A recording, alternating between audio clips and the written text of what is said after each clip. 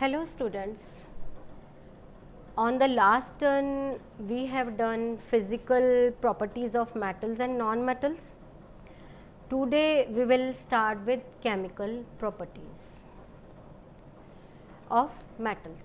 But before we start chemical properties of metals, we should recall what are metals and non-metals.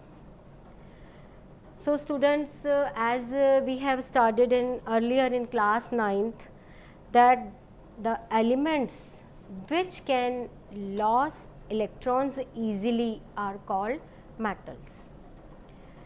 Metals can form positive ions or cations after losing electrons, or we can say the elements which have 1, 2 or 3 electrons in their outermost orbit or valence shell are metals. So, let us consider some of the elements. So, elements their names are like sodium, which has atomic number 11, then potassium, atomic number 19, then we take magnesium, atomic number 12, calcium, atomic number 20, and aluminium, which has atomic number 13. If we write their electronic configuration, it will be like that: 281.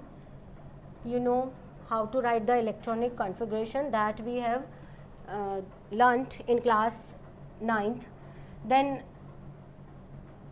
electronic configuration of potassium 2881, and then magnesium 282, then calcium 2882, and aluminium 28 and 3.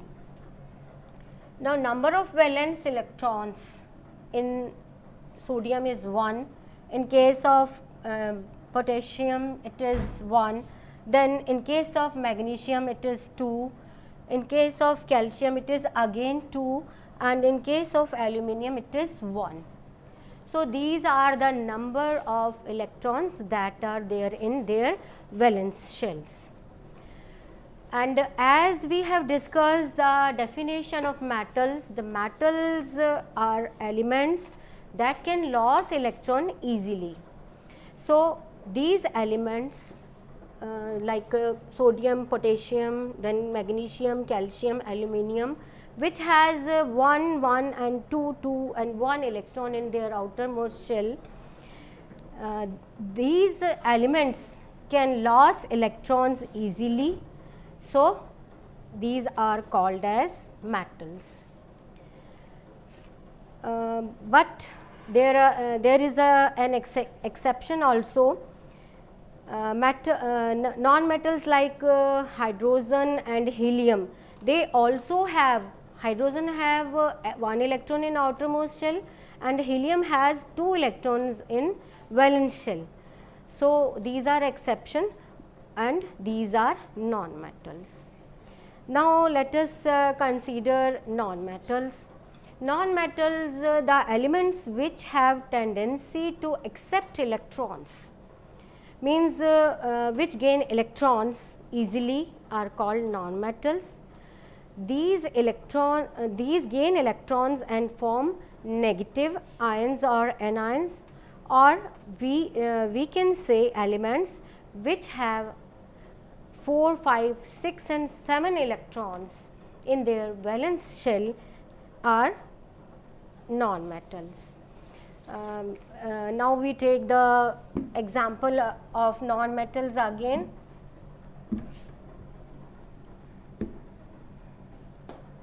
We take example of element carbon, which has atomic number 6, then nitrogen, which has atomic number 7, then oxygen, which have atomic number 8, and then fluorine, which has atomic number 9. So their electronic configuration will be like that: carbon 6 electronic configuration 2 and 4, nitrogen 7 2 and 5, then oxygen 8 2 and 6, and fluorine 2 and 7. So these elements have 4, 5, 6 and 7 electrons in their outermost shell. So these elements like carbon, nitrogen, oxygen, fluorine, etc. are ready to accept the electrons. That's why they are called as non-elements. But now question arises, why do metals and non-metals form electropositive or electronegative ions? The answer for that is that they do so to attain nearest noble gas configuration or to complete their octet. Mean they want to complete their outermost shell with 8 electrons. So metals which have 1, 2 or 3 electrons in their valence shell donate their electrons and become electropositive or cations, and non-metals which have 4, 5, 6 and 7 electrons in their outermost shell accept electrons and will become electronegative ions or anions.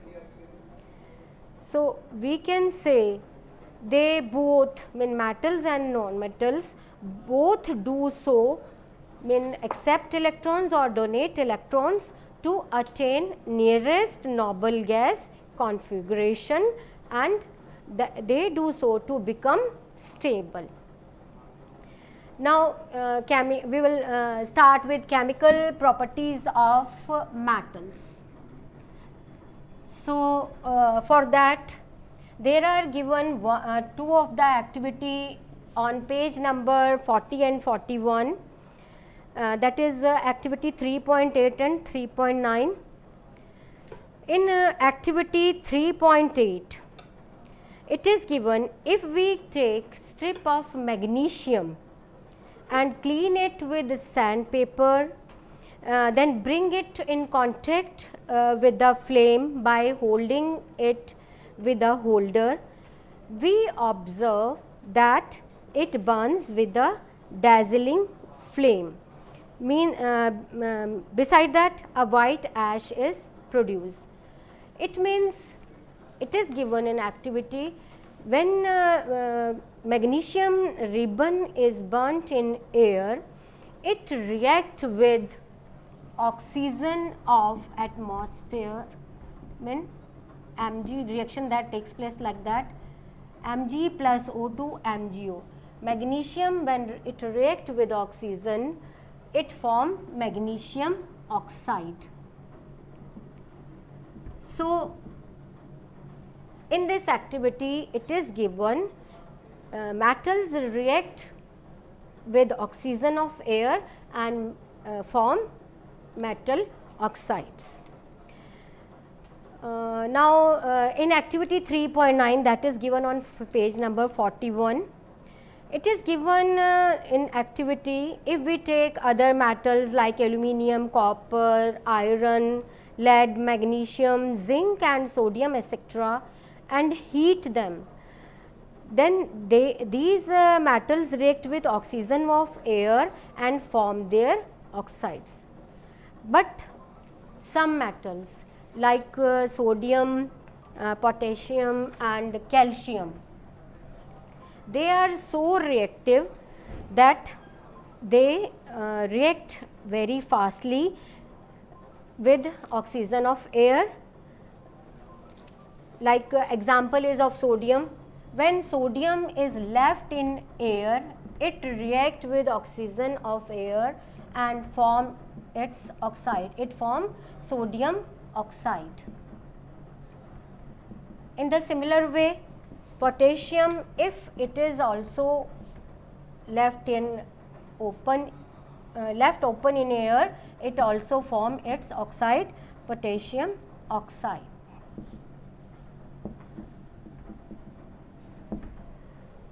Calcium also react in this form, and it also form calcium oxide. So these are the reactive metals, and they react when they left in open. Some more metals like zinc, aluminium, and then copper, then iron. These also react with oxygen of air, but they react when heat is provided to them. After heating, they form their oxides. So Zn, zinc form zinc oxide. Aluminium, it also form Al2O3, aluminium oxide, that is aluminium oxide. And then copper, it form copper oxide, CuO, copper oxide. And iron, it form Fe2O3, ferric oxide. So we see most of the metals react with oxygen of air and form their oxide. Noble metals like gold, platinum, silver, etc. do not react with oxygen of air even at high temperature. But in case of silver, we have seen that it get tarnished after some time if left in open. But the cause of its tarnishing is the presence of H2S, hydrogen sulfide in air. Due to that, it react with H2S and form its silver sulfide. Reaction that takes place is like that. Ag plus H2S, when silver plus hydrogen sulfide of air, it form Ag2S plus H2O. So this form hydrogen sulfide. As we have seen that gold, platinum and silver also are used for making ornaments. They are used to make ornaments because they do not react with moist or dry air. Beside that, they are malleable and ductile. In case of aluminium, copper, iron, etc., as we used to see that we use them for making many items of kitchen also. So they are used for making kitchen items, but aluminium, as it is highly reactive, but it reacts slowly with oxygen of air and forms a coating of aluminium oxide at its surface. Although this coating that is formed on its surface is protective in nature, and it prevents the metal from further oxidation. So aluminium, this is used for making many kitchen utensils. Now, as we know, oxides of metals are basic in nature, means they react with acids, as we have seen in previous chapter, acid, bases and salts. When this copper oxide, oxide of copper, CuO, it react with acid, sulfuric acid, and it form copper sulfate. Beside that, H2O is formed. So this copper oxide, when oxide of metal, it react with acid and form copper sulfate and H2O. Some oxides of metals also dissolve in water and form alkalis. Alkalis, as we have discussed in previous chapter of this acid and bases, alkalis are bases which are soluble in water. So, alkalis, these Na2O plus mean sodium oxide plus H2O, it form NaOH, that is a alkali. Then K2O, it also react with H2O in water and form KOH. Sodium hydroxide and potassium hydroxide, these are formed by these metal oxide on reaction with water. Now next term is amphoteric nature of metal oxide. Metal oxide, metals which react with oxygen are also called as also show the amphoteric nature of themselves.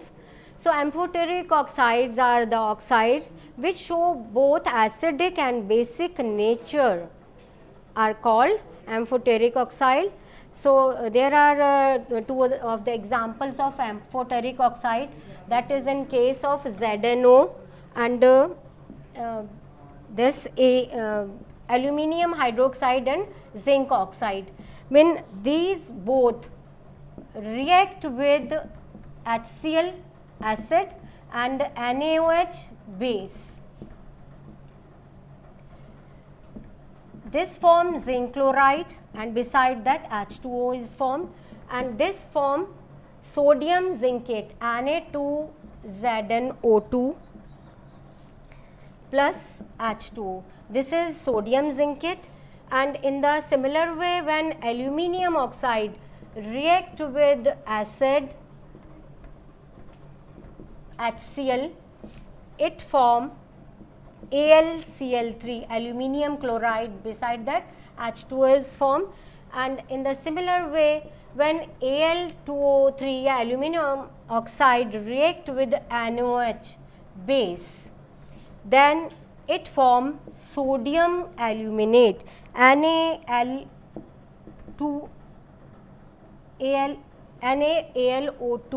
plus H2O. So this forms the sodium aluminate. So this is all for today. We have discussed today only one chemical property of metals. Now on next turn we will talk about another properties of this metals. That's all for today.